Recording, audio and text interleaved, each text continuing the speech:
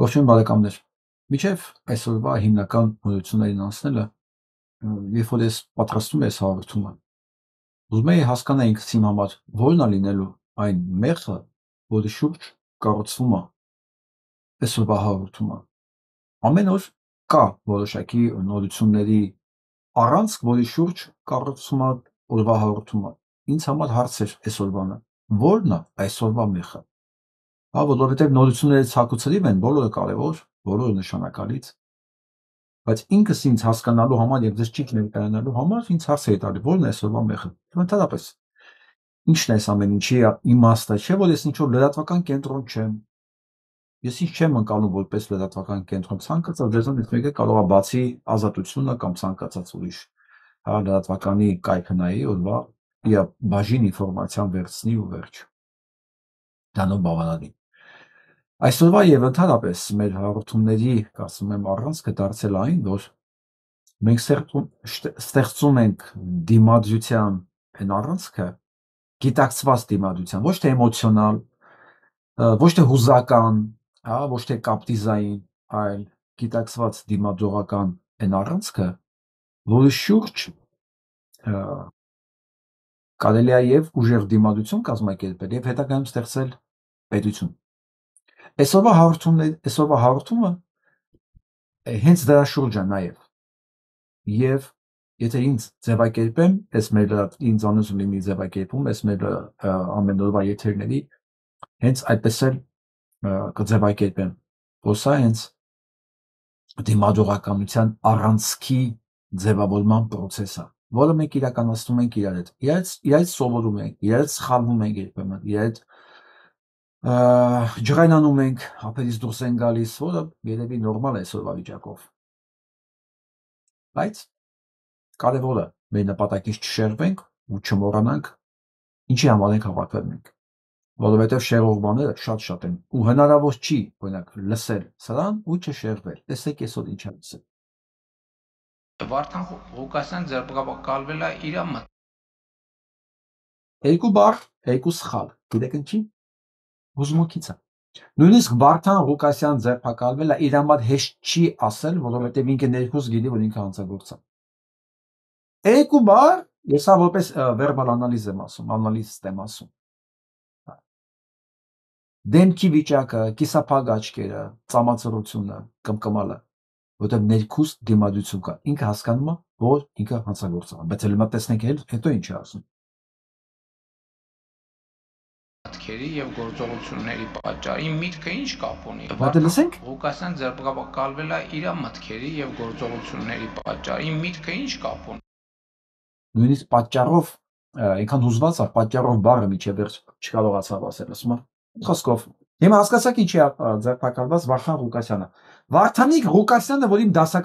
դասակարգային թշնամին է։ Վարդանիկ Ղուկասյանը իմ դասակարգային թշնամին է։ Ես Վարդանիկ Ղուկասյանի պաշտպանելու կարիք չունեմ։ Այսինքն ներքուս անհրաժեշտություն չկա, որ նա պաշտպանեմ։ Ես պաշտպանում եմ օրենքը։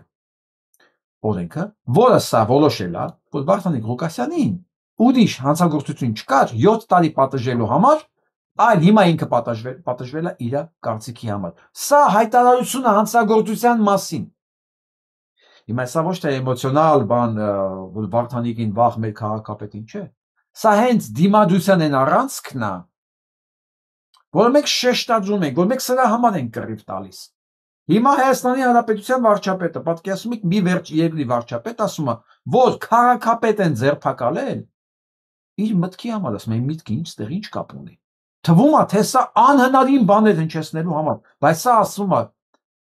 երկրի ամենակարևոր ամբիոնից, այսինքն խորհրդարանական երկիր Հայաստանի ազգային ժողովի ամբիոնից ասել է, թե այդտեղ երկիր գոյություն չունի։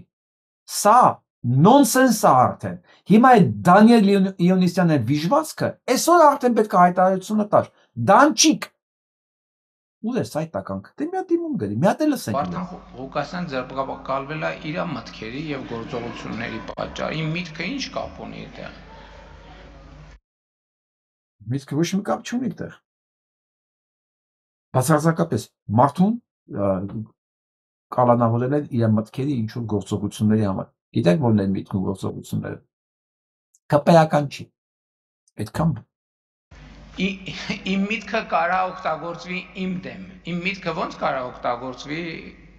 ինչ որ մեկի դեմ։ դա Այսինքն բանեմ, ես մի ժամանակ ինձ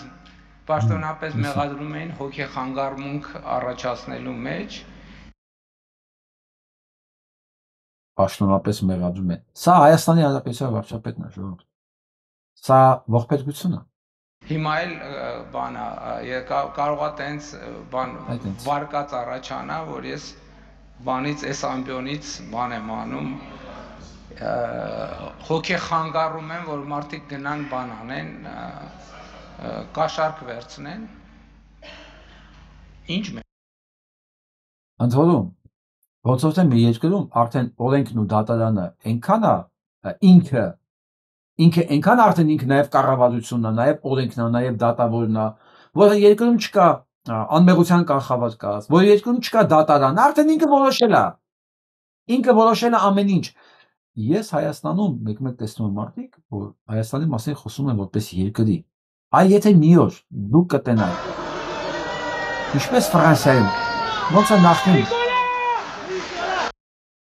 է նախկին նախագահ դատվում,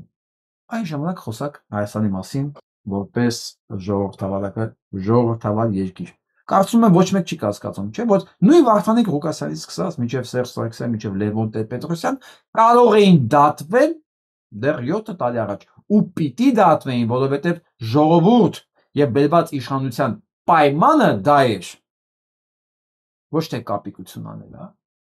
Արդարություն վերականգնել, դատական համակարգի փոփոխություն, մի խոսքով, մեղավորների պատժում եւ թալանացի հետ բերել։ 7 տարի չիրականացավ։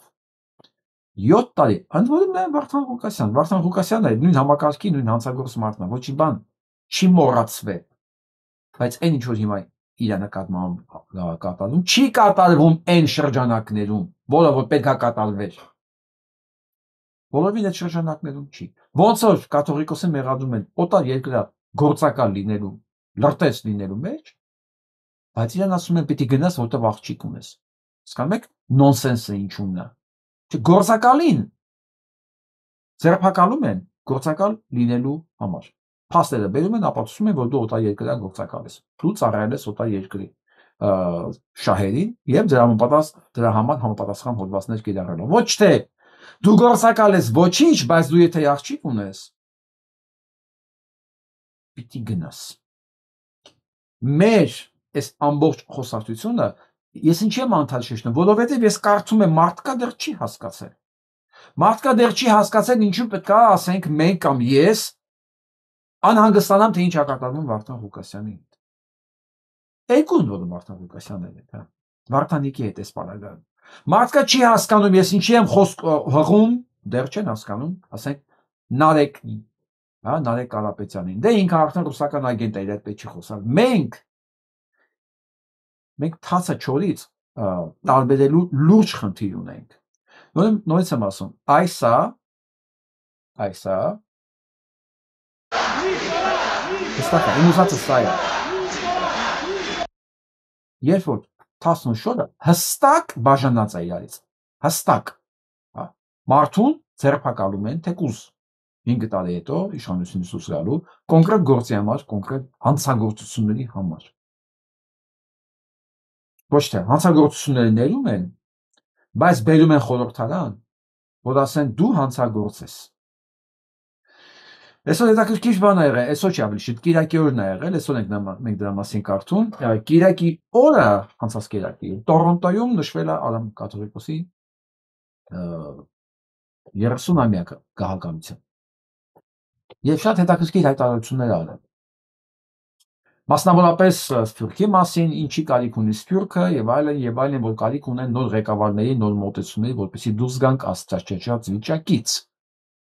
Բայց սա Սփյուռքի մասին է, իսկ Հայաստանի մասին առավել ինքը կարևոր բաներ ասել, ես ուզում եմ դրա մասին մտածել կարդամ։ Եւ այսպես, իր խոսքի մեջ Արամ կաթողիկոսը, առաջին կաթողիկոսը, անդրադառնալով Հայաստանին եւ Սփյուռքին այս ներկա վիճակին հայտնեց տարիներ առաջ ասեցի, թե Հայաստանը կպատպվի եւ Հայաստանը կշարունակե պատպվի։ հա, գնալով մարում է Հայաստանը։ Իսկ այսօր կսեմ, թե Հայաստանը կընթանա դեպի ինքնականդում։ Այսինքն մարդը միշտ ասել է, որ Հայաստանը գնում է դեպի վատ, պարպվում է, մարում է, իսկ այսօր գնում է տոտալ ինքնականդման։ Ինչպես կարելի է այս ընթացքը կասեցնել։ Ահավասիկ Սփյուռքի դերը։ Սփյուռքն այն իր կարգին լավ պայմաններու տակ չէ։ Մենք մեր գաղութներում մենք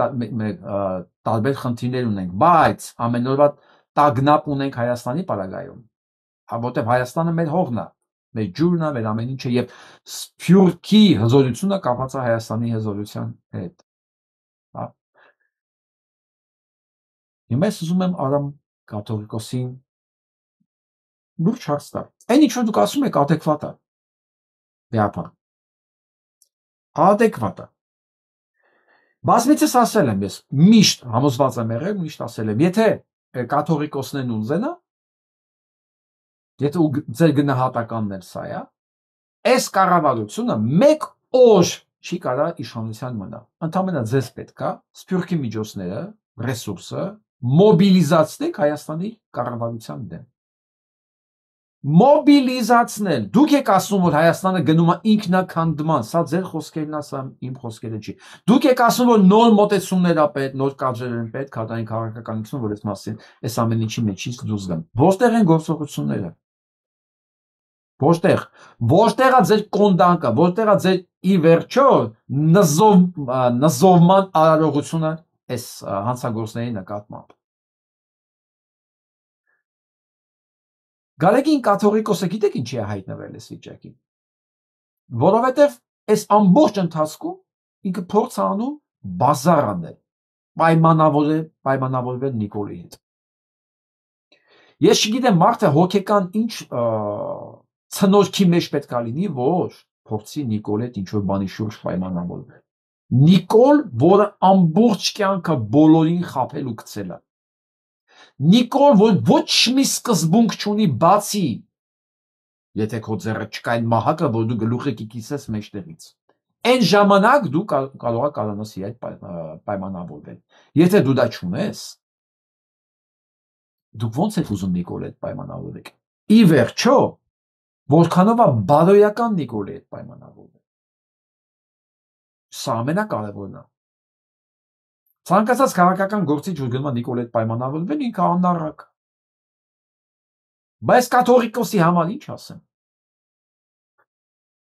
Անառակ լինելը չի կարող համատեղվել այդ մի բանի մեջ, էլի, նույն պատկերի մեջ, կաթողիկոս ու մեկը, որ ուզում է Նիկոլի հետ պայմանավորվի, լեզու գտնի, որը քաղաքական դաշտում դա անառակություն է ուղղակի։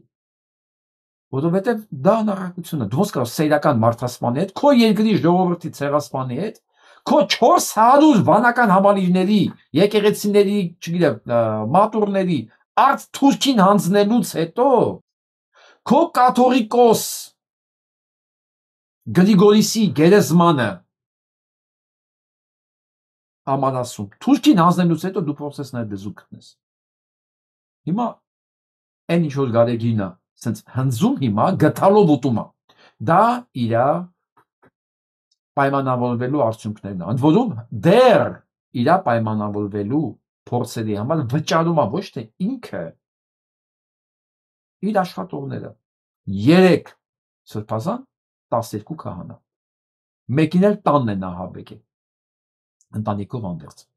դեռ այդ վճարը վճարում են իրենք հիմա ես հարց եմ տանի բոլոր հոգեվորականների հետ առաջնորդների հետ գոնե այդ երկու կաթողիկոսների եթե ձեր գնահատականը սա է բա ուր է մոբիլիզացված կենտրոնները ուր են մոբիլիզացված կառույցները, ուր են հայտարարություններն ու բողոք ցույցերը, պիկետները Հայաստանի բոլոր ներկայացուցիչների դեմ, ուր են ձեր դիմումները Վատիկան, չգիտեմ, ՄԱԿ, ձեր տեղի կոնգրեսականներին, սենատորներին, հա, մարդու իրավունքների կառույցներին, կրոնական իրավունքների պաշտպանության կառույցներին, հարց, բա ուր է ձեր իրական ձայնը որովհետև այն ձայնը, որ դուք ունեք, ոչ մի երկիր աշխարհում այդ պոտենցիալը չունի։ Թերևս երևի մենակ հրեաներն ունեն։ Այն պոտենցիալը դրսում ձայնի, որ հայ ազգ ունի, հայ ժողովուրդ ունի, ոչ մի այլ ազգ չունի։ Իսկ դուք չեք անում ոչ մի բան։ Չնայած գնահատականը տալիս եք adekvat։ Ասում եմ ճիշտ եք ասում։ Գործողությունները ուր են։ Էլ ինչ պետք է լինի։ Էլ ում եք, էլ քանի ձակ ունեք, էլ քանի քահանա ունեք եւ եպիսկոպոս ունեք մատաղանելու Փաշինյան Նիկոլին։ Զուգահեռ դրան ինքը սպանում է համայնքի ղեկավարներ, կալանավորում է համայնքի ղեկավարներ ու տենց շարունակելու է։ Ու մարդը պարզ ասում է դա իր մտքերի ու գործողությունների համար է կալանավորվել։ Բա Աջապահյան էր գովում իր միջոցառման ժամանակ։ Հետո բա ոնց։ Պետք է դռնեն ու հայտարարվում է դրա մասին սկզբից պարլամենտում ու պետք է վզից բռնել ու դուրս շպրտել։ Ոնց թե։ Հենց տենց։ Բա ում եք դուք սպասում։ Ես չգիտեմ։ Դուք պատկերացնում եք Գևորգ 5-րդ կաթողիկոսը գնահատականը տար ու զանգերը չխփեր։ Լավ, գոնե օրինակ կարելի է սովորել։ Լավ, եթե հայաստանյաց եկեղեցին այս կաթողիկոսը հիվանդանոց ունի, բիզնես ունի Հայաստանում, կախվածություն ունի այս չարիքի հետ, որտեղ ինքն էլ չարիքի մի մասն է։ Բա դուք վեհապար։ Դուք ոչ մի բան չունեք Հայաստանում, իմ իմանալով։ Ինչա դաշնակները չեն թողում։ Դե ասեք մի անգամից, բա մենք էլ իմանանք, հույս կապենք ձեր հետ, թե ոչ։ Ուրիշ ես ոչ մի պատճառ չեմ տեսնում։ Ասել, գիտակցել ու ոչինչ չանել։ Այստեղ ես հանձնվում եմ։ Իսկ հիմա լսենք։ Եթե խոսում ենք համակարգի մասին, եթե խոսում ենք լուրջ, հետևյալն է, ես ամենաբարի ձևով, բարեկամորեն խորհուրդ եմ տալիս, հորդորում եմ պարոն Ներսիսյանին, ինքը ժամանակին պատգամավորի տեխնացու էլ ա եղել, քաղաքականապես զարգացած մարդ է, ինքը պետք է հասկանա, որ ասում մեր տներին են մոտենում, թող Հասկացաք, մեր տներին են մոտենում, ասում կամաց մոտենում ենք քեզ։ Պարզ ասում է, մեր տներին են մոտենում, կամաց թևերդ կտրելով մոտենում են քեզ։ Ի վերջո, Թուրքը Փաշազադեն ասել է, ինքը երկու թշնամի ունի։ Երկու վտանգ, դա եկեղեցին ու Սփյուռքը։ Էլ ոնց ասեն։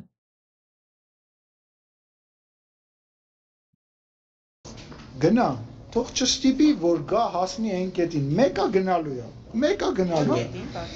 այն կետին, որ ինքը այլ ընտրանք չունենա, այլ արդեն պատուհան ու դուր չլինի, որից ինքը կարողանա դուրս գա։ Հասկացաք, որ պատուհան ու դուր էլ չլինի, որ ինքը կարողանա դուրս գա։ Ու այդ կաթողիկոսը դեռ ուզում է լեզու գտնի սրանց հետ։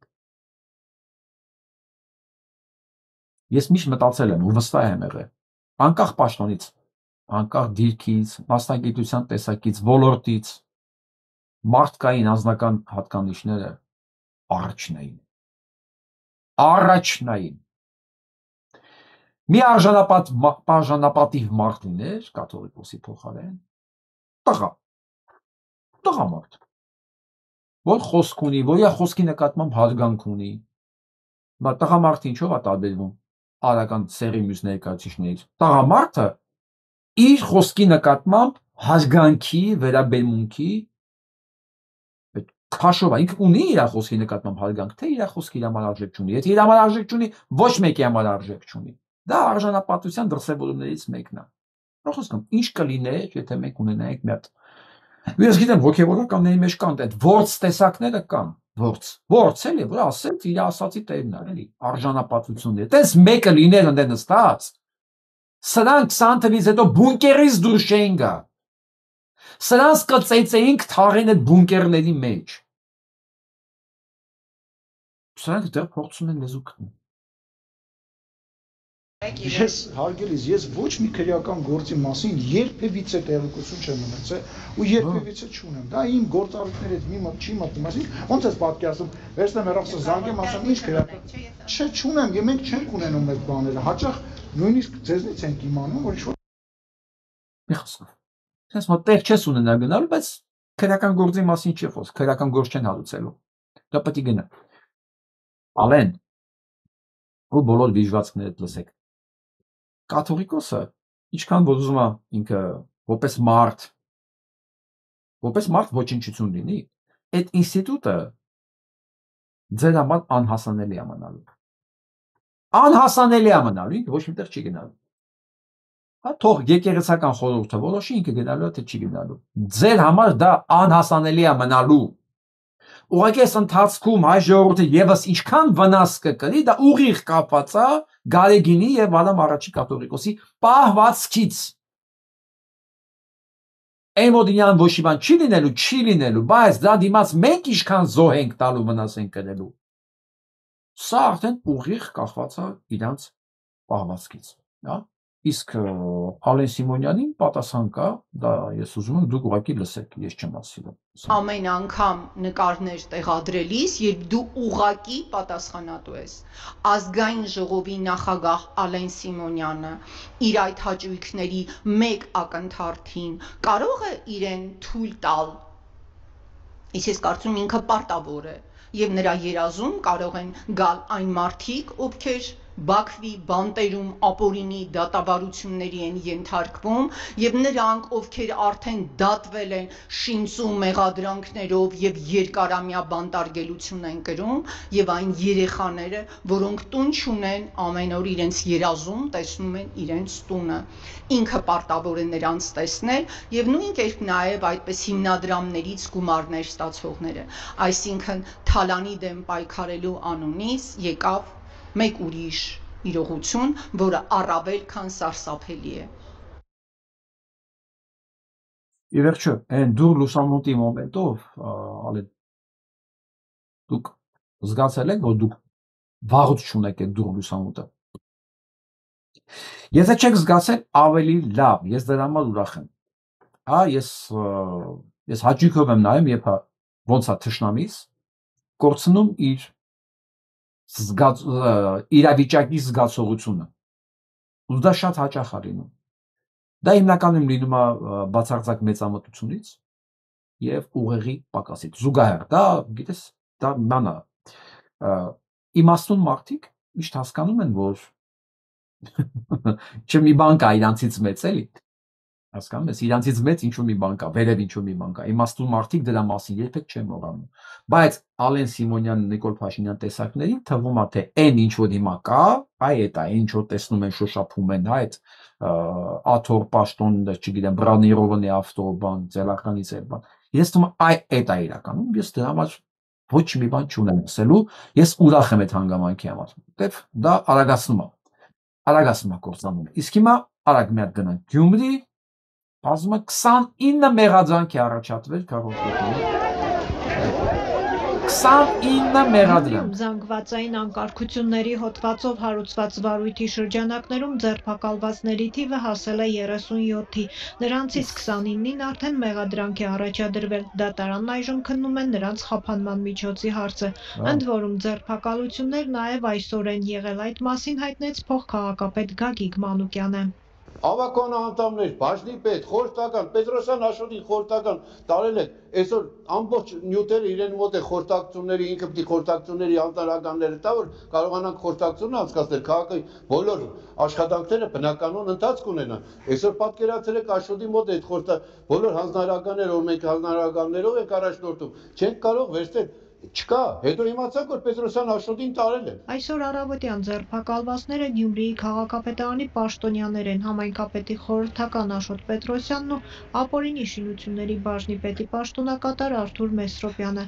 Ավագանու անդամներ էլ կան ձերբակալվածների շարքերում, նրանցից մեկը Գևորգ Ղուկասյանն է, քաղաքապետի եղբոր թոռը, որին տեսանք, թե ինչպես քննչականի բակից տեղափոխեցին դատարան։ Մյուսն ազատության տեղեկություններով կոմունիստական կուսակցություն խմբակցության անդամ Սեդրակ Սահակյանն է։ Մեղադրյալների թվում անչափահաս կա, որի խափանման միջոցի հարցն այսօր մյուսների հետ քննում է Շիրակի մարզի դատարանը։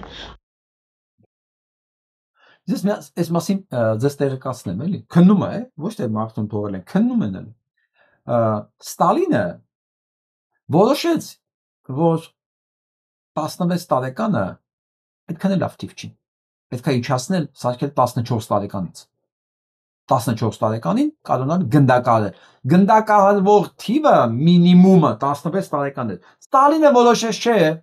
ինչի 16։ Ինչի օրինակ մինչև 16 տարեկանները գնան, ասեն գաղութ։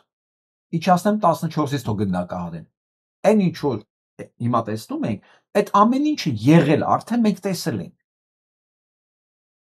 Հիմա սրանք անչափահասեն են արդեն ձերբակալում։ Իջացեք միանգամից 14 սանդղակը ու վերականգնեք ասեն գնդակահարման հոդվածը։ Պատկերացրեք 37 քաղաքացի ու մեծ մասը հավաքանու անդամ կձերբակալենք, ասեն վերջ, բանը չկա, խմբաշությունը չկա, կուսակցությունը չկա, կպան դառա մեծամասնություն։ Նույն ձեռագրով ցանկացած տեղ մտնում են, ձերբակալում են, ասում են մենք պիտի լինենք, վերջ։ Նացիստները ո՞նց էին անում։ Նույն ձև։ Բոլշևիկները ո՞նց եկան իշխանության։ Նույն ձև, վերջ։ Իրենք են մտնում են, ձերբակալում են, փակում են, ով չի ենթարկվում, սպանում են, իրենք դառնում են մեծամասնություն միանգամից։ Նույն ձև։ Ասում են ոստիկանությունում դժգոհության ալիք կա։ Ես չգիտեմ ինչքանով ասա, ճիշտ ինչքանով չէ, բայց ես մի քանի բան կարդամ ես մասով։ Ժողովուրդ օրաթերթի հավաստիարակությունների փոխանցման բարձրաստիճան մի քանի սպաներ ներքին միջավայրում բարձրաձայնում են, որ համակարգում տիրող իրավիճակն այլևս անտանելի է, չեն կարողանում աշխատել։ Նրանք դժգոհում են ինչպես աշխատանքային պայմաններից, այնպես էլ իրենց գործի քաղաքականացված եւ անարդյունավետ դարձած բնույթից։ Ըստ նույն աղբյուրների ոստիկանները հաճախ ստիպված են գործել ոչ թե մասնագիտական պարտականություններ ելնելով, այլ քաղաքական իշխանությունների, մասնավորապես վարչապետ Նիկոլ Փաշինյանի հրապարակային հայտարարությունների, սոցիալական ցանցերում արված գրառումների կամ նույնիսկ ուղարկված հրանգային հաղորդագրությունների հիման վրա։ Մենք ամեն ինչ անում ենք վերևից եկող հանձնարարությունները կատարելու համար, հանցագործության դեմ պայքարի համար, բայց արդյունքում ոչ իշխանությունը, ոչ էլ հասարակությունը։ Նշվում են ոստիկանության բարձրաստիճան ներկայացուցիչները մասնավոր զրույցներում։ Տղեկ, ես չգիտեմ դուք մասնավոր զրույցներում ինչ եք գրում, բայց դուք միջև կգրեք, խոսեք ձեր մասնավոր գրություններում, խոսակցություններում, թե դուք ինչքան եք նեղվում, որ ձեզ քաղաքական մահակի տեղ բացառապես քաղաքական նպատակներով չացնում են, բարի բուն իմաստով։ Մենք զուգահեռ գրում ենք ձեր անուն ազգանունները։ Շնորհակալություն մասնակիցներին, ովքեր ուղարկում են իրենց կարծիքները, դիտարկումները այս հասցեով։ Նորից կրկնեմ, armenianappeals.com կայքը, ուղիղ վիդեոյի տակը, գրեք, ավելացեք այն անունները ու դուք տեսնում եք այս process-ների մեջ, ում գիտեք, որ իրանք մասնակից են։ Այս ամեն ինչը արխիվացնելու է, որ հետո այս բողոքողները սրանց ինչքան դժգոհ են, իրանք հասկանան մի բան, քանի դու լուր կատարում ես, բայց դժգոհ, ասենք ոնց որ Արամ չի կաթողիկոս, ինքը գիտի ամեն ինչ, ինքը դժգոհ է, բայց հələ գործողություններ չի անում։ Բայց գոնե իր չանելու մեջ հանցակազմ չկա։ Դուք շարունակում եք հանցագործություն անելու։ Քանի դուք շարունակում եք ձեր հանցագործություն անելը, իմ նման մարդկանց համար դուք գոհ եք, դժգոհ եք, հաճույքով եք անում, թե չէ, բացարձակապես կապ չունի։ Օրը գալու է։ Նկարներով, անուն, ազգանուններով դուք ունենալու եք ձեր մի խոսքով տալու եք այդ պատասխանը։ Ես նույնիսկ մտածում եմ, որ շատ ճիշտ կլինի, եթե մենք ձև գտնենք այս հանցագործներին, պարբերաբար ձև մտածենք, մենք թմի հետ կմտածենք, այն թիմը, որ աշխատում է այս կայքի վրա, կմտածենք ձեր նկարներ այսպես պտտացնելու եղանակի մասին, դուք եք կարող եք մտնել, վերցնել ու տարածել ձեր սոցիալական ալգորիթմում, որպես հանցագործ, որ արդեն գրված է այս կայքում։ Թող իրենք տեսնեն, թող իրանց երեխեքը տեսնեն, կանայք, ծնողները տեսնեն։ Սա մաքսիմումն է, որ մենք հիմա կարող ենք անել։ Տեսնեն, որ իրենց բարեկամը, իրենց հարազատը հանցագործ է, ու դրա մասին մենք գիտենք, ու նա արդեն հաշվառված է։ Այդ ոնց է, դուք կհաշվառվեք, դուք դեմքերը կֆիքսեք, մենք չէ, մենք դրա համար ավելի շատ ժամանակ ունենք, ավելի շատ միջոցներ ունենք եւ ավելի հետեւողական ենք մենք։ Մենք հիշաչար չենք։ Ուղղակի լավ հիշողություն ունենք։ Ու բادوությամբ էլ մեր ճշնամիների նկատմամբ առանձնապես չենք առանձնանում։ Չենք փայլում, ասենց ասեմ։ Սա էլ Գյումրու բաժնի Քննչական կոմիտե Գյումրու կառույցի դարպասներն արդեն թուրքական կիսալուսիններն ավելացել։ Տեսնում եք։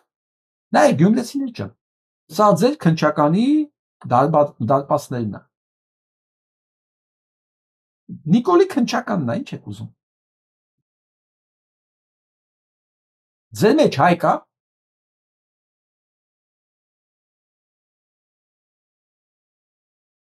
Իսկ ու ենք ասել։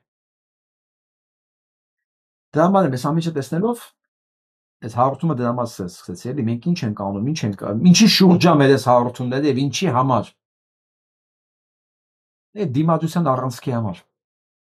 Որ մենք կարողանանք ստեղծել մի վիճակ, որ մենք դառնանք թերելաձող։ Որտեղ ժամանակ առ ժամանակ մենք հաջողում ենք, մենք հաջողություններ ունենք ու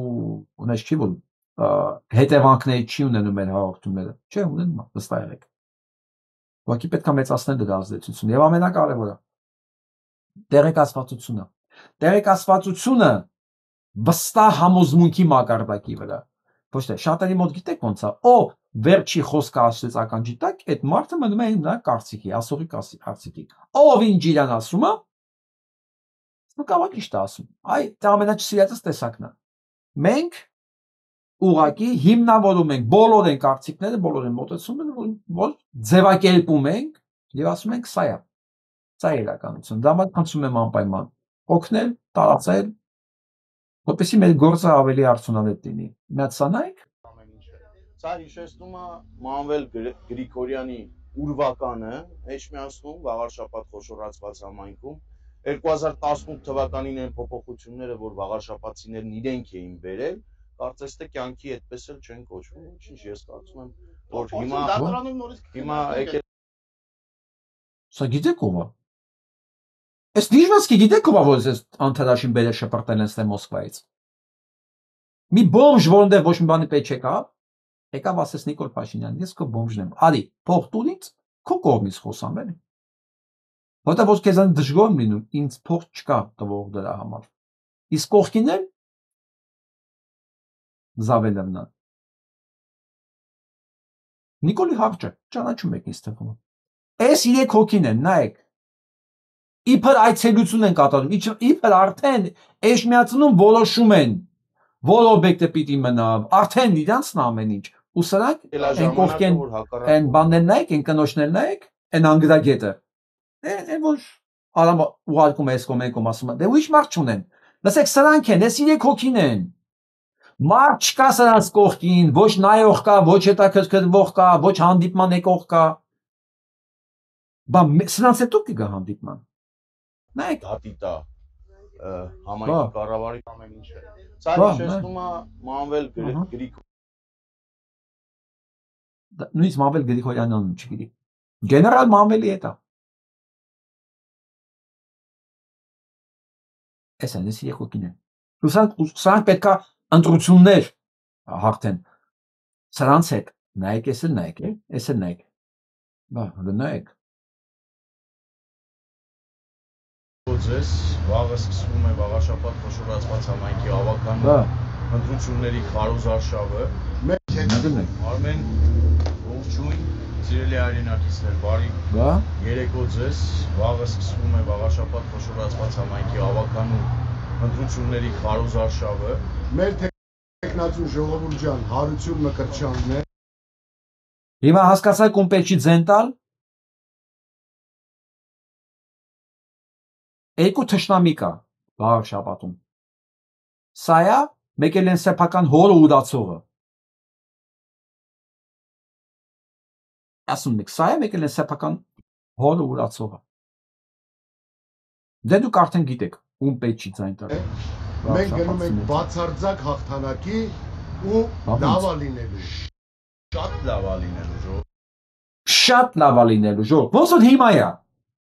Շատ լավա լինելու, տեսեք ինչ հրաշալի է, Արցախը սպանելով տվեցին, հրաշալի է, հեսա ամուր սարնել են քանդելու, տես ինչ փողերա գալու լսի Արամ Սարգսյանի գրպանը, հրաշալի է, շատ լավա լինելու, ու արդեն լավա, ժողովուրդ ջան, ում համար արդեն լավա, ու վստահ է, ու սրանք հրաշալի իրավիճակ են ստեղծելու իրենց համար, դե գիտեք արդեն ընձեք տակ, իսկ ով բարոյական է, ով մարդ է, հայ մարդ է, էն էլ վաղ շաբաթում էնել էշ միածնում, մեր հոգևոր կենտրոն քաղաքում, սանակ մի ձայն ստանան, կապրենք տեսնենք ապրիչ, ես բան չեմ ուզում ասել։ Դեսեք ինչ ասում է, 91 է, մեր քաղաքական ուժն ամբողջովին սատարում է վեհապար հայրապետին ու մեր եկեղեցուն, հենց վեհապար հայրապետը կես բառ ասի, մենք պատրաստ ենք լինել նրա նշված ցանկացած եկեղեցում, ցանկացած կետում, այսօր դատարանի բակում լրագրողների հետ զրույցում հաշվեց նախկին նախագահ Սերժ Սարգսյանը։ Վեհապարն ասում է, այ տղա, յամ դու դժգոհ ես Նիկոլից, կամ դու ինձ ուզում ես օգնես, դենեց հրա, որ Նիկոլ Փաշինյանը դադարի լինել վարչապետ, իսկ պետք չի որ գնաս ինչ-որ եկեղեցու բակ, կամ գազ կանգնես կուղքս, Եթե մտածում ես Նիկոլ Փաշինյանը վատ է, վերցրայի եթիմներիդ ու դուրս արի այդ ազգային ժողովից, ասա թող մանդատները վայր դնեն, կապիկությունը ավարտեն։ Գաս եկեղեցում կողքս կանգնես, որ ինչ։ Եթե ուզում ես հետս նկարվես, այդ ուրիշ բան։ Սերժիկ։ Հələ Նարեկ Կարապետյանից ձույն չկա, չէ։ Ես կսպասեմ մի քանի օր, հետո վերցիկ տես կասեմ։ Ես իրան կոչ էի արել, չէ, եթե դու հայտարարությունը տարա, եթե իրոք դուրս ես եկել Փաշինյան Նիկոլի դեմ, դու հայտարարությունը տարա, պահանջի թող սրանք մանդատները վայր դնեն։ Թողինակ չան։ Բայց դու արա։ Դու ասա, ցույց տու ասա, ես իրանց հետ չեմ, հենա իրանք սլիկա են, ես եկել եմ բան եմ ուզում թողել։ Բայց ես իրանց նման մեկը չեմ։ Նարեկ, ժամանակը գնում է։ Նես չի որ մենք անես հավերժ այդ բանի պետք է սպասենք։ Դու առաջինը, դու առաջ պետք է անգնեիր, այդպես մի բան է, որ դու էլ գիտես, էլի քաղաքագետ տղա ես։ Նկարչ։ Լսենք մեր ընկերուհուն։ Քանի որ Սերժ Սարգսյանը չի կարողացել իր անունից այդ պատասխանատվությունը վերցնի իր վրա, այդ թղթի տակ դնի իր ստորագրությունը եւ պլանավորված ձևով բերվել է իշխանության Նիկոլ Փաշինյանը։ Ասել են դու չես տալիս, ուրեմն դու կօգնես, որպեսզի իշխանության գա մեկը, ով պատրաստ է ստորագրել ցանկացած թղթի տակ։ Եվ դա եղել է։ Ոչ մի հեղափոխություն, ես ասում եմ, ես դիմում եմ մեր հայրենակիցներին, ձեզ խաբել են։ Ոչ մի հեղափոխություն տեղի չի ունեցել։ Դա բեմադրություն է եղել։ Ժողովրդին օգտագործել են որպես մասովկա, ինչպես դա արվում է ցանկացած, այսպես կոչված հեղափոխությունների ժամանակ։ Բայց պլանավորած անխոչնդոտ ձևով, ինչպես ասել էր ՀՀԿ Վահրամ Բաղդասարյանը, վերջի վերջո մենք ենք անխոչնդոտ նրանց բերել իշխանության, իրենք են խոստովանել։ ՀՀԿ-ն է չբավարարող ձայներով քվեարկել իօգուտ Նիկոլ Փաշինյանին, որ նա մայիսի 8-ին 2018 թվականին ընտրվի ղեկավար։ Դրա մասին նախ ասել է Շարմազանովը, որ մենք տալու ենք պակասող ձայները, հետո արդեն Միհրան Պողոսյանը խոստովանել է, որ տեղի է ունեցել քաղաքական որոշում Սերժ Սարգսյանի հետ քննարկվելուց հետո որոշել են չբավարարող քվեները տան, որպեսզի Նիկոլ Փաշինյանը դառնա վարչապետ։ Բայց այսօր անամոթաբար ամբողջ մեղքը, ամբողջ բեռը բարդում են հայ ժողովրդի ուսերին։ Հարցեր կա, չկա։ Ես հիմա ուզում եմ սա լսենք, էլի, sense բան, հասկանաք, մեր ամբողջ համայնք են, ինչ որ մենք հիմա գտնվում ենք դրա համայնքը։ Մի քանի րոպե ընդամենը։ Այսպես ասած, թաքնվելով ինչ որ մի Կրեմլի ներքինու հետևում եւ հանգարց այս տհուբոհի մեջ Բելարուսիայում բացում են ինչ որ եկեղեցի եւ պետությունը եւ հրավիրում են հայ առաքելական եկեղեցու ղեկավարին եւ դիմավորում են պետական աքսեսուարներով, զինվորներով, պսակ դնելով եւ այլն։ Սա իմ ներկայացումը, թե ինչումն է կաթողիկոսի մեղքը եւ ինչի պետք է իրան հեռացնել։ Որ իրան հրավիրել են եկեղեցի բացելու Բելարուսում եւ ինքը գնացել է եւ իրան դիմավորել են զինվորներով։ Ոչ մի բան մենք չենք նկատի, եթե կաթողիկոսն էլ կարող էր գնալ եկեղեցին բացել, բայց առանց այս պետական աքսեսուարների։ Այսինքն ռուսները մեզ ասացին, որ դուք որ այսքան թփրտում եք, մենք ձեր պետության մեջ պետություն ունենք, մենք ձեր պետության մեջ իշխանություն ունենք եւ ոչ թե պետության մեջ նաև իշխանություն ունենք, չէ, պետության մեջ պետություն ունենք, պետության մեջ իշխանություն ունենք, այդ երկուսը եկեղեցին է։ Հակոբ Մովսեսը ուղղակի, կամ ինչպես մի անգամ Արամ Ասատելյանն ասեց, Օղորումացիկ, Մովսես խորենացին մեր օրերի։ Ուղղակի այդքան էլ Մովսես խորենացի չի եւ հիշողության հետ խնդիր ունի, բարձում է ոչ միայն հիշողության հետ։ Մեծ խնդիր ունի նաև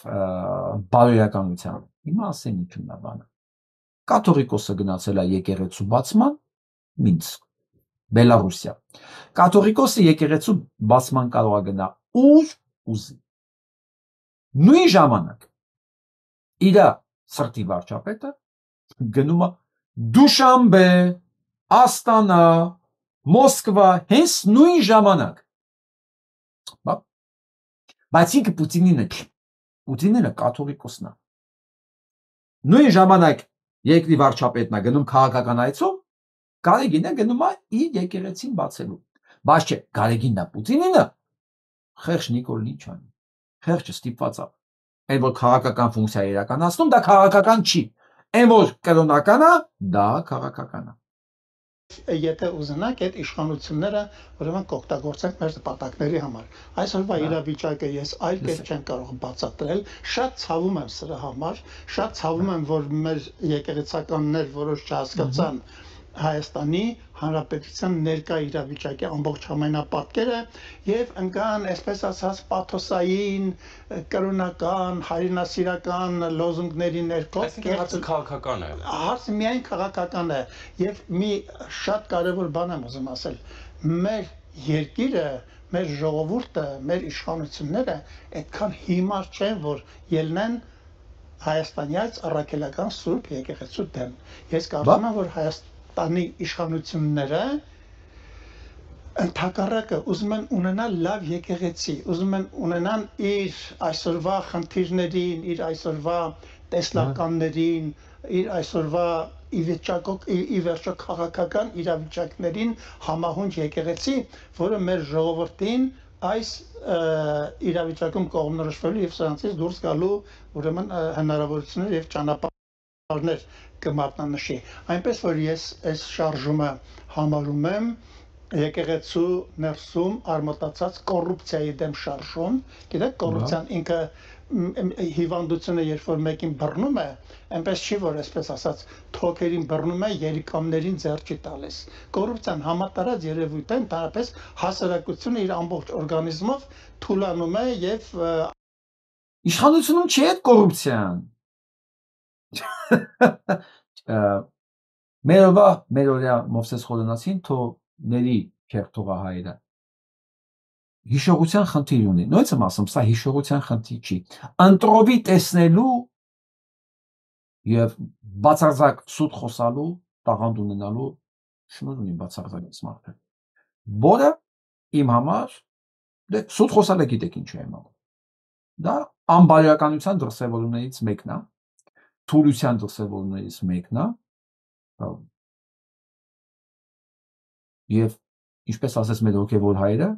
սուտը սպանում է մարդու միջի աստվածայինը։ Դա իմ հակ աստվածը, սատախոսը։ Այլասերում է եւ հիվանդության մեջ է հայտնվում։ Խոստովանենք, որ մեր եկեղեցին նույնպես հիվանդության մեջ է հայտնվել, կոռուպցիայի մեջ է հայտնվել։ Ես չեմ խոսում այն մասին, այն խոսակցությունների մասին ունեցվածքներ, պահվածքներ, չգիտեմ, դրանք թողնենք մի կողմ, դրանք բոլորս էլ տեսել ենք։ Ես խոսում եմ այն մասին, որ վերջին 30-40 տարիների ընթացքում դրա հնարավորությունները ունենալով մեր եկեղեցին, մեր ժողովրդին դուրս չբերեց քրիստոնեական իդեումների վրա, որոնցից մեկը իմիջայլոց պետությունն է։ Դուք կներեք, ես շատ ներողություն եմ խնդրում, մեր Ամիրյան փողոցի վրա կա մի եկեղեցական, հավանաբար եկեղեցուն պատկասող կրոնական գրախանութ։ Մտեք այդ գրախանութ, ես ամեն 11 ամիսը 2 անգամ, 3 անգամ մտնում եմ այն հույսով, որ կգտնեմ գրքեր, որոնք գտնում եմ ռուսական եկեղեցու, այսպես ասած, հովանավորությամբ լույս տեսնող հրատարակչությունների ցուցակում ռուսերեն լեզվով, ես ուզում եմ աստվածաբանական գրականություն կարդամ։ Ես ուզում եմ մեր ժողովուրդը հասկանա ինչ բան է քրիստոնեությունը։ Քրիստոնեության պատվիրաններից գիտեք, որն ամենակարևորներից մեկը։ Մի ստիր։ Դա ամենակարևոր պատվիրաններից մեկը, մի ստիր։ Ես ուզում եմ, որ մեր ժողովուրդը քրիստոնեությունը պատկերացնի ոչ թե որպես ծես, այլ որպես հայացք, համոզմունք, ի վերջո որպես քաղաքականություն։ Ես ուզում եմ, որ մեր ժողովուրդը քրիստոնեական դիսցիպլիններ ունենա, այլ չմտածի, որ ինքը քրիստոնյա է, որտեղ մատաղ է անում, թե Դե հիմա գիտեք ինչ, այդ ամեն ինչը հենց հիմա ներմուծում է Քպան Փաշինյան Նիկոլը, որպես իդեալական քրիստոնյա տեսակ, որ ընդհանրապես չի խոսում, սուտ չգիտի այդ մարդը ինչ բան է սուտը։ Չգիտի, ինքը ասում եմ, չէ, հիշողության հետ թող ինքը ասի, ինքը հիշողության հետ խնդիրում դե բարոյականության է, կարծում եմ հիշողության հետ հաստատ խնդիր չունի։ Դες այդքան բան հիշում է, ինչ խնդիրներ կա եկեղեցում։ Բայց բարոյականության հետ խնդրեմ ունեցող մարդը հիմա ասում է, որ այդ քրիստոնեական արժեքները, որ պակասում է մեր եկեղեցում, մեր իշխանությունները հենց դա են ուզում արմատախիլ անեն այնտեղ։ Իշխանությունները էլ բան չունեին անելու, պետության մեջ ընտիր ամեն ինչ, կոռուպցիա չկա, մարդու իրավունքները պաշտպանված են, երկիրը պաշտպանված է, այլ եկեղեցում քրիստոնեական շունչն է բացակայում, այդ ինքը ճիշտ է գտնում այդ ամեն ինչը անելու համար։ Ատաղը քրիստոնեական ծես չի, կնունք է անում եւ եկեղեցու անդամն էլ վեր կենա հոխորտա, թե եթե դուք ելնում եք ձեր մեռելներինով պետքա թաղի։ Գիտեք, ես կարծիքի հակառակ կարծիքի կամ այլակարծության հետ ոչ մի խնդիր չունեմ բացարձակապես։ Մի հատ պայման ունեմ։ Հələ մի ստեք։ Եթե կարող եք։ Մի ստեք, եթե կարող եք։ Իսկ սուտ խոսացող մարդը, դա իմ համար ամենաանցանկալի, ամենաանբարոյական, ամենաանաստված մարդն է։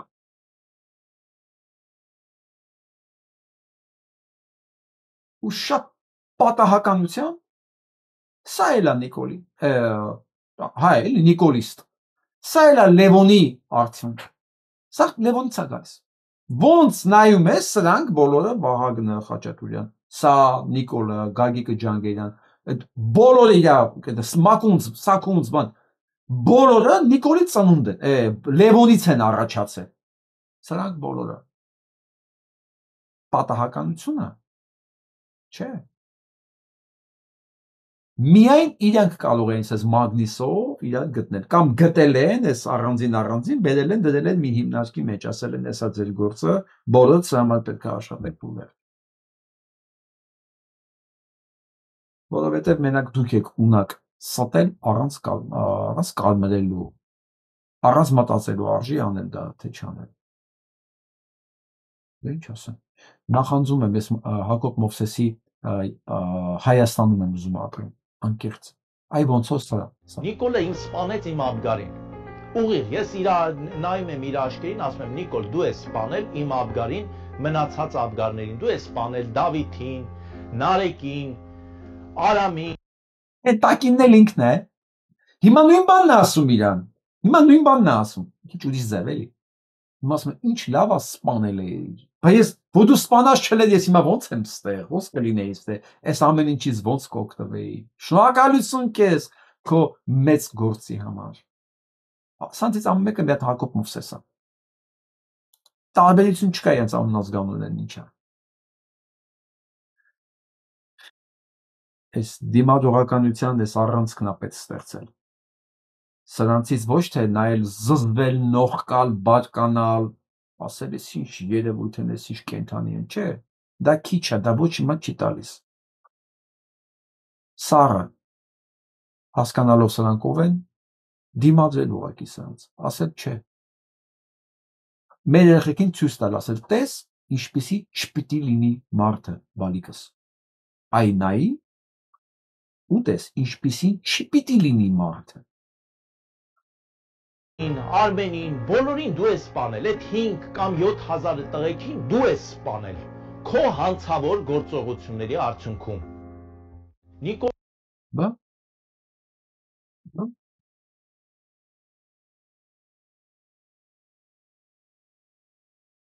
Գնանք էլի Գյումրի։ Պաստորեն գործոնով բռնել են իբր կաշառքի, այս մարդն է։ Բայց դե Վարդանիկն է իրաց պետ, ոչ թե այս մարդը։ Ինչ է ասում Զարուհի Փոստանջյանը։ Ասենք Զարուհի Փոստանջյանը։ Ասում Զարուհի Փոստանջյանն է իրենց փաստաբանը։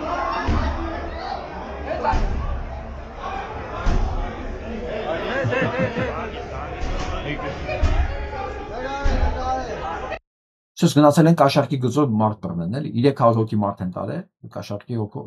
գործով ինչ որ մեկին բռնեն։ Փոստանջան, խնդրում ներկայացեք ինչ տեղ ունեցավ դատական նիստին, երբ ավարտվեց, ինչ են առաջարկում քննիչները։ Դատական նիստ ավարտվեց արդեն գիշերը լուսադեմին ժամը 3 անցել եւ բավական երկար տևեց, երկար ընթերցեց ինչ որ գաղտնալսումներից,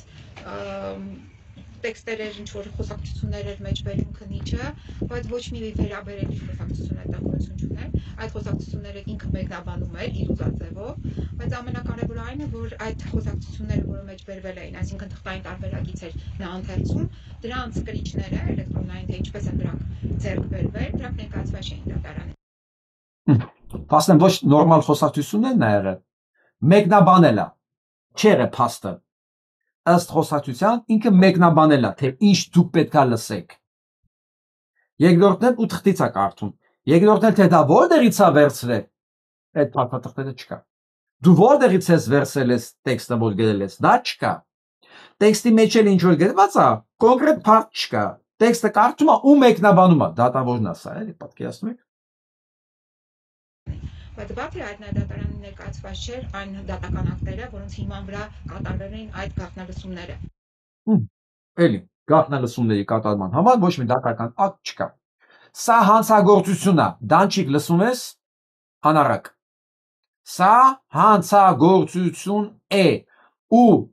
եթե մեկը չի նկատում սա ու մտածում է, որ Փաշինյան Նիկոլը արդարության, քրիստոնեությունը վերականգնելու համար արշավ կազմակերպում եկեղեցու նկատմամբ, ինքը Դանիել Իոնիսյանն է, կամ Հակոբ Մովսես, հա, կամ մեկը, որը այսենց իր երեխու սպանողի հետ այսենց փաթաթված, այսենց գրկախառն կանգնած են, ինչ մեղմ են իրար ժպտում, ոնց են իրար գրկել։ Այսենց են։ Եթե ասում ես ժողովուրդ, այսի փաստ է, սա մեկնաբանությունը չի։ Ասենք զարում լավ։ Դրանք էլ ներկայացված չէին դատարանին, այսինքն մենք չունենք նաև այդ դատական ակտերը։ Բայց բացվում է քաղաքապետ դառնալուց անմիջապես հետո դատարան են մտնում եւ ստանում են որոշում գաղտնալսելու պարոն Վարդան Ղուկասյանին իր բնակարանում, իր ավտոմեքենայում, այսինքն այդ օպերատիվ հետախուզական գործողությունները կատարելու իր բնակարանում, իր ավտոմեքենայում, իր աշխատասենյակում, իր մենք չգիտենք դրա համար եմ ասում։ Ուրեմն նայեք ժողովուրդ, ով Հայաստանում ապրում, վստահ եղեք, ձեր բոլոր հեռախոսները լսում է, տունը լսում է, մեքենան լսում է։ Չեմ ասում, դուք որտեղից էլ խոսակ, ձեր հեռախոսը լսում է։ Եթե նույնիսկ առանց հեռախոսի եք խոսում, էլի լսվում է։ Ովքեր մի քիչ ակտիվ են քաղաքականության մեջ, պետք է վստահ լինեն։ Այս միլիցեքը, այն ինչ որ կա, դրանք չեն աշխատում նարկոտիկ ծախողներին բռնեն, մարդասպաններին բռնեն, գողերին բռնեն։ Չէ, դրանք աշխատում են բռնել բոլոր նրանց, լսում են, մեկ էլ գտնեն մի բան, որ կարող է որի հիման վրա ձեզ տանեն ձերբակալել, նույնիսկ դա հիմքել չի, բայց թեմա է խոսալու, դրան է ուղղված այս ամբողջ պետականության գործը։ Չակերտավոր եմ ասում էլ այս պետականության։ Սա պետականություն չկա։ Բայց Հակոբ Մովսեսը դա չի տեսնում։ Բոլորովին։ Այս պետությունը, այս մեթոդներով քրիստոնեական արժեքներն է վերականգնում Հայաստանում։ Այս դեմքով նույն կարծիքին է նաև Ազատ Արշակյանը պետք է ասում, չզարմանաք։ Լավ, գնանք առաջ։ Հասանեք, մի պահ։ Իրանց բոլոր թեզերը ջարդվել են։ Իրանց բոլոր թեզերը ջարդվել են։ Սրանից առաջել են ջարդվել։ Դրա համար է, որովհետև բանը իրանց մոտ այդ վերջին Ժորժան, սա բանն է, ազգային ժողովն է։ Իրանք իրանցով նստած խոսում են։ Իրանցով նստած խոսում են։ կադրերն էլ ապրծնում չկա, որ բերենք հետևից կպցնեն եւ ասեն։ Իբես հարց եմ ուզում տամ սրանց։ Այլ մեկը գործի չեք գնում։ Դուս եկեք էլի գործից։ Այլ դուս եկեք, ազգով կհավաքենք ձեր փողը կտանք։ Այն օրը հաշվել եմ $300,000 ընդամենը։ $300,000 ընդամենը։ $300,000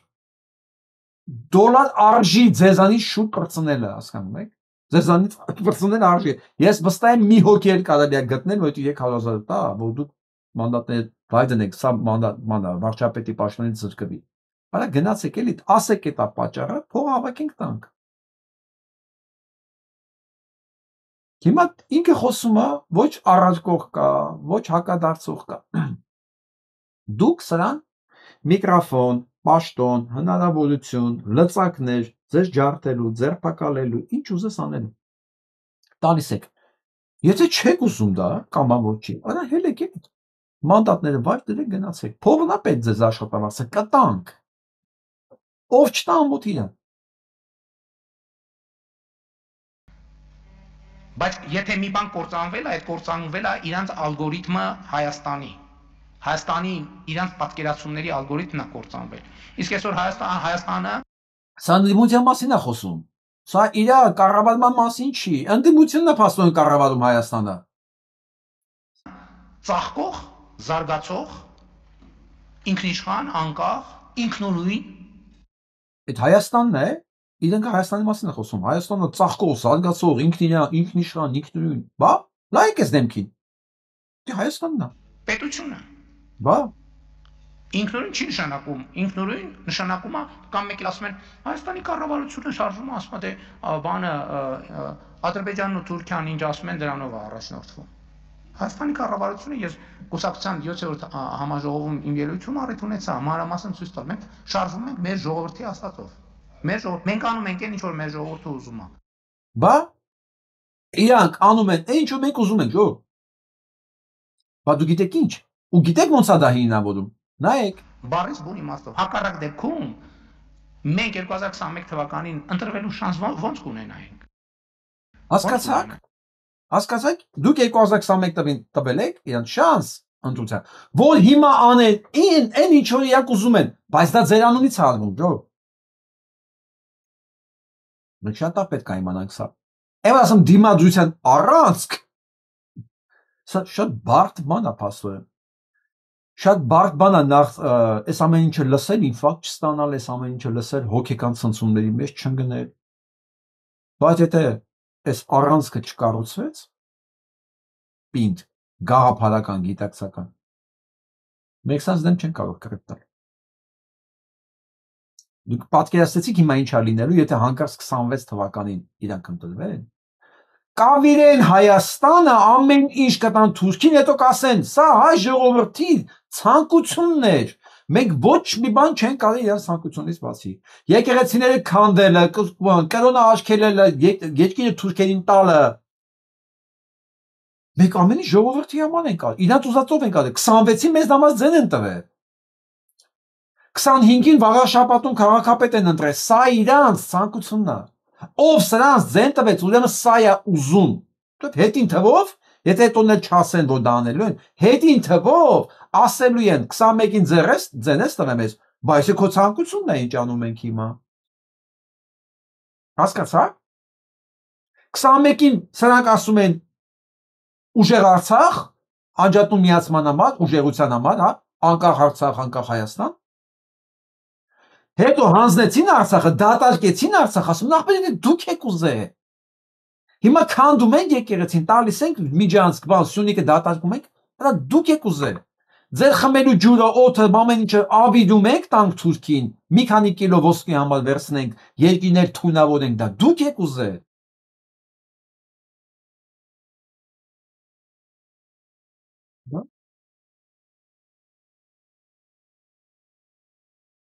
Սա գիտեք ով է նկարի միջինը։ Նկարի միջինը Լաչինի միջանցքը փակած, Շուշիի միջանցքը փակած, էկոակտիվիստ։ Սրանք այսօր Հայաստանում են։ Հասարակական սեկտորի հետ հանդիպում են ունեցել։ Հայաստանի հասարակական սեկտորի հետ հանդիպում են ունեցել Ալիևի ագենտուրան, որը Շուշիում էկոակտիվիստ էր, սա կենդանին է, նայեք։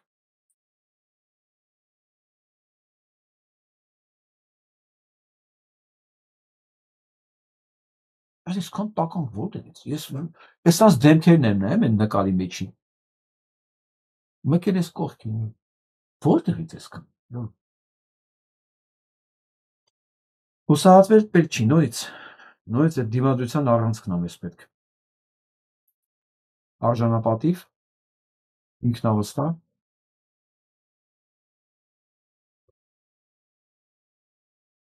արժեքների վրա հիմնված։ Այս առանցքն է պետք։ Կարողացանք կառուցել, ունենանք երկիր։ Չկարողացանք։ Սա նայեք։ Սա է մյուս չարիքն է ընտրություններին։ Ոնց է։ Այդ Արգիշտի Մեխակյանը, ես ասեմ ուրացողը։ Սեփական հորը ուրացողը։ Էնի սեփական երախունն է հաղել ուրախա, սեփական երախունն է ուրացել, սա էլ սեփական հորը։ Էս երեխա ուրացողն է, գրկված Նիկոլին։ Սա էլ հոր ուրացողն է։ Դուք հասկանում եք ինչ բիզնես է դարել հարազատի մահվան վրա փող աշխատելը։ Ամեն ինչ լսել ենք, բայց որ հարազատի մահվան վրա փող աշխատել, մեկ էլ Արամ Սարգսյանն է եղել։ Երևի Արամ Սարգսյանն առաջի բանն էր, ծիծեռնակն էր այդ ասպարեզում։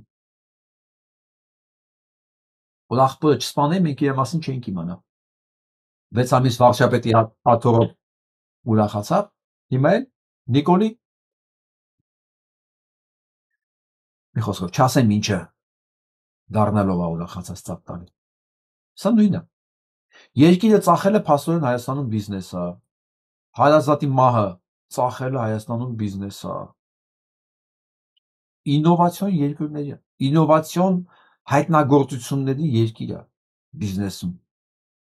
Ոչ մի երկրում երևի սենց բան չկա, սենց բիզնեսի ճյուղեր։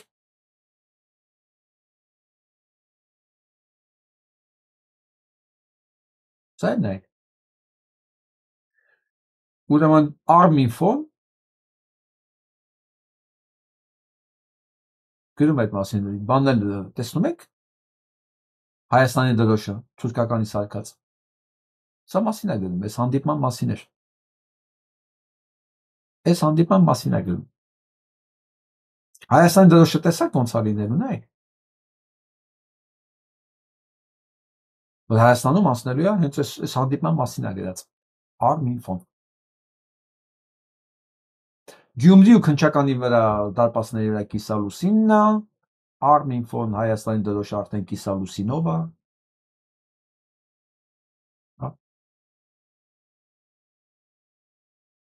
Սոսկալի է։ Իսկ սրանց զոմբիները փորձել են այսօր եկեղեցուն այս հուդային փոխարինող քահանայի ծառայությունը խաթարել։ Սա քաղաքացիական պատերազմ է տանելու երկիրը, ժողովուրդ ջան, ոչ մեկ այդ մեկ վայրկյան չկասկածի, որովհետև քաոսը, թշնամությունը, բամբասանքը դա միակ ոլորտն է, որտեղ Նիկոլ Փաշինյանը իրան զգում է ինչպես ձուկը ջրում։ Միակ environment-ը, միջավայրը, որտեղ Նիկոլ Փաշինյանը իրան լրիվ կոմֆորտ է զգում, դա դիշովի կեղտոտ խոսակցություններն է, գզվրտոցը, ինտրիգները, պատերազմ, մարտի 1, սա այն միջավայրն է, որ ասում հոգիս փառավորվում է, որ ես նայում ես միլիցեքին ոնց են ծեծում։ Ու այսօր այդ միլիցեքը, այդ անիկնասեր, այդ զբրոդը, այդ բիդլն, այդ հոտը մոռացել է դրա մասին։ Դուք կասկածում եք, որ 2008 թվականի այդ դեպքերի մասնակցողներ այսօր ծառայության մեջ են։ Չէ, ընդհանրապես ինչքան անցել։ Անցել է 17 տարի։ 17 տարին ինչ է, այսինքն եթե այն ժամանակ 25 տարեկան էին, հիմա 42 կլինեն։ Ծառայության տարիքը 20 տարեկան էին, հիմա ասենք 37 տարեկան են։ 17 տարի է անցել այդ դեպքերից ընդհանրապես։ Ու այդ օրվա ովքեր քալով փետով են ժամանակ որ ծեծում են ոստիկաններին, դրանց նայելով Նիկոլ Փաշինյանի սիրտը փառաբոդվում էր։ Հիմա ծառայում են Փաշինյան Նիկոլին։ Ինչ եմ զարմանում, Արցախում ինչքան ոստիկան տարապ կոտորեց, Շուշիում ինչքան ոստիկան տարապ կոտորեց, ծառայում են ու բողոքում են հələ։ Թաքուն ամեն ինչից թաքուն։ Կենթանի եք դուք արա։ Ինքը քաղաքացիական պատերազմ է ստեղծելու, ամեն ինչ անելու է դրա համար։ Որտեւ ասում են, սա միակ ոլորտն է, որտեղ ինքը կարող է իրան արդյունավետ զգա։ Ինքը կառուցող չի, ինքը տնտեսական հարցեր լուծող չի, ինքը առօրյա հարցեր լուծող չի։ 7 տարի է դրանով չի զբաղվել ինքը, բացարձակապես։ Ոչ մի քաղաքական ելույթ, ոչ մի քաղաքական ծրագիր։ Հասկանում եք, ես չեմ կարող պատկերացնել մի հատ արժանապատիվ մարդ, մի հատ բարոյական մարդ, որ սա չտեսնի։ Ես դրա համար եմ ասում, բանա դուք ստախոս եք, դուք նամազ չեք, որ դուք ես ձեր քաղաքական հայացքները չեմ հավանում, հասկանում եք, դուք ուղղակի անբարոյական եք, որտեղ դուք սուտ եք խոսում։ Դուք նույնիսկ չգիտեք ինչա պետությունը։ Ու ինչա պետության գործը։ Եկեղեցու հետ կապ չունի պետության գործը, դրանայն չի, որ դուք չգիտեք, դրանից է, որ դուք ստում եք, դրա համար ասում, դուք անբարոյական եք, ոչ թե տարբեր քաղաքական կարծիքներ ունենք։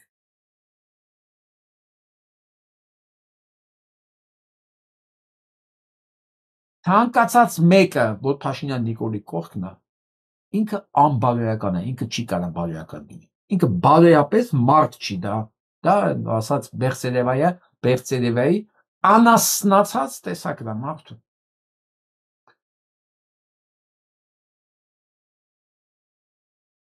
Լրատվամիջոցների կազմակերպությունները հայտարարություն են տարածել, ուզում եմ սա կարդամ ձեր համար։ Ես չգիտեմ սա ինչքանով է բան ազդեցիկ կամ ինչ է փոխելու ընդհանրապես, բայց ես ուզում եմ կարդամ ձեր համար։ Բայց Հայաստանից պետք է ձայն դուրս գա, որտեղ սա անգլերեն տարբերակներ կա, ես անգլերեն տարածել եմ։ Մի խոսքով հայտարարություն ՀՀ իշխանությունները վարչապետ Նիկոլ Փաշինյանի գլխավորությամբ մասնակցությամբ ատելության խոսքի զրպարտիչ նյութերի միջոցով տեղական ժամանակ է թիրախավորել են հայ առաքելական Սուրբ եկեղեցին։ ՀՀ սահմանադրությամբ եկեղեցին անջատ է պետությունից։ Մի բան, որ Մովսես Խորենացին կներ թողների կերտող այլը։ Հակոբ Մովսեսը չի հասկանում, ինքը չգիտի դրա մասին, որովհետև անբարոյական է։ Հայաստանի Հանրապետության եւ Հայաստանյան Առաքելական Սուրբ եկեղեցու հարաբերությունների մասին օրենքի 2-րդ հոդվածի 2-րդ մասի համաձայն Հայաստանի Հանրապետությունը ճանաչում է Հայաստանյան Առաքելական Սուրբ եկեղեցու ինքնակառավարումն ու նվիրապետության սահմաններում։ Ինքնակառավարումը իր սահմաններում։ Այսինքն Հակոբ Մովսես, դու ոչ միայն կառուցվածքը չգիտես պետության, դու սահմանադրությունը չգիտես, դու օրենքներն չգիտես։ Այսինքն գիտես, որ դա չի կարելի, բայց քանի որ անբարոյական ես, կոմա սուտ խոսալը բացարձակապես խնդիր չի։ Խղճի ազատության եւ կրոնական կազմակերպությունների մասին օրենքի 17-րդ հոդվածի առաջին մասի B կետի համաձայն Հայաստանի Հանրապետության եկեղեցին անջատված է պետությունից։ Լսեցի Հակոբ Մովսես։ Լսեցի այնտեղ ելով կա Հակոբ Մովսեսանման, այնտեղ մի հատ Իոնիսյան կա, չէ՞, ու բոլորը։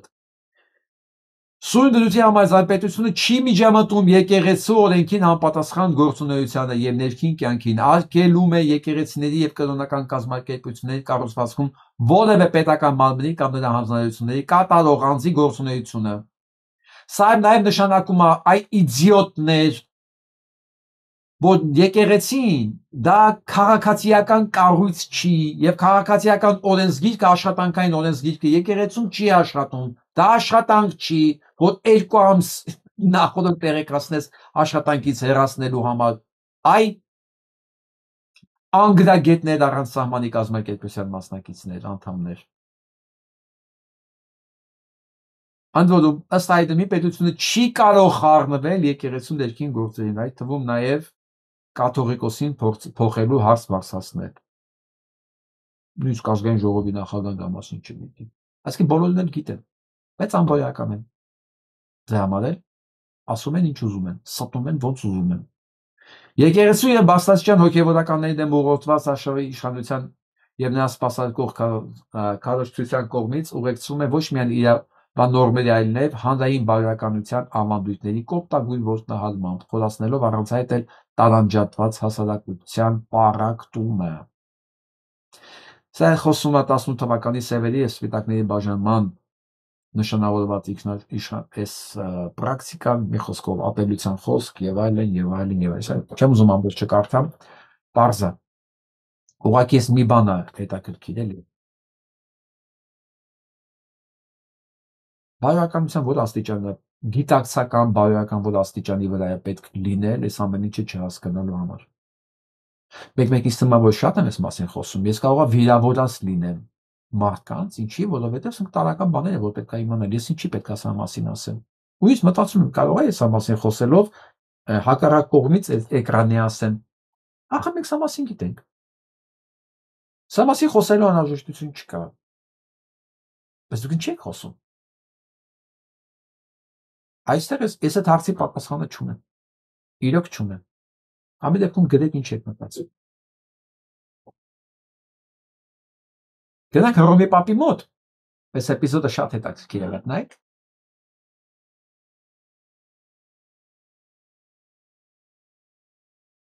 This is a check for 20,000. President of the Italian Republic and the President of Lebanon. Լիբանանի եւ Իտալիայի հանրապետության նախագահներ And the distinguished official delegations, especially of Armenia and Venezuela. Եվ Հայաստանի ու Վենեսուելայի պատվիրակներ։ Սա է վերաբերմունքն, ինչին արձանանում է Փաշինյան Նիկոլը Վենետիկում։ Ես ասում դա ծանոթ ազգանուններ չեն տվել, ոչ պաշտոն, ոչ բան։ Ասում է Իտալիային, Վենեսուելային ու Հայաստանի չի ասում։ Չէ, անդամներ են այնտեղ, դելեգացիա։ Շատերը կմտածեն սա բանա, ես դարձի պատասխանը հստակ վախենում եմ ասեմ, էլի սա դիտավորյալ է, թե տեքստի մեջ տենց է գրած, ուղղակի անփութություն է։ Եվ սա ոնց նկարագրում դավադության տեսություններից, որ Հայաստանը արդեն չկա քարտեզի վրա, որ Հայաստանը արդեն պետություն ունի, կազմալուծել են։ Ես այդ հարցի պատասխանը չունեմ։ Ուղղակի սա փաստ է։ Եվ այս տեսանյութը կարծում եմ լավագույն տեսանյութների ժանրին պետք է, շարքին պետք է անդառնա։ Ֆենոմենալ է, մտնեք։ Պարտադիր պատվաստվելու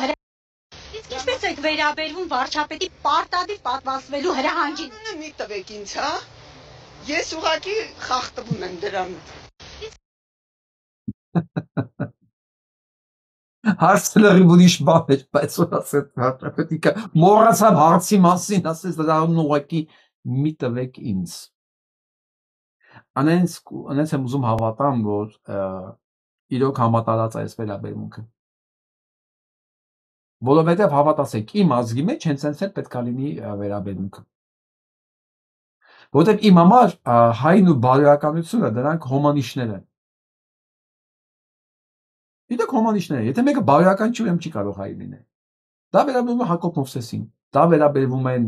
այն սեփական որդուն ուրացողին, դա վերաբերվում է Ադամ Սարգսյանին, Իոնիսյանին։ Դրանց ոչ մեկ հայ չի։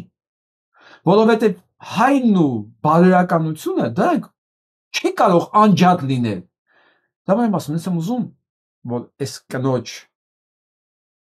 նմաները շատ լինեն, նշանակում է իմ ազգը բավականին մեծ է։ Շատ է։ Եվ նա կարող է այս ընդհանուր միջավայրի մեջ, այս որոշման մեջ ունենա իր ծանրակշիռ խոսքը։ Կներեք արդեն ինքնացքում չեմ կարողանում բառերս վերջացնել։ Հիմա վերջացնում եմ արդեն։ Կներեք։ առաջարկեք, ինչ քվեարկություն կուզեիք դնեք այս թեմանով։ Արդեն ուղեղս ինձ չի թելադրում ինչ ասեմ։ Ուզում եմ ձևակերպեք, քվեարկություն դնեմ այս թեմայով, որ հասկանանք։ Իրոք այս տեսակով մենք ինչքան ենք շանս ունենք կռիվ տանք այդ կարևոր այդ ողնաշարը ձևավորելու համար։ Թե մնացածի նման ասենք ապրես էլ է մեզ շատ։ Լավ, այսօր համար այսքանը։ Լավ մնացեք։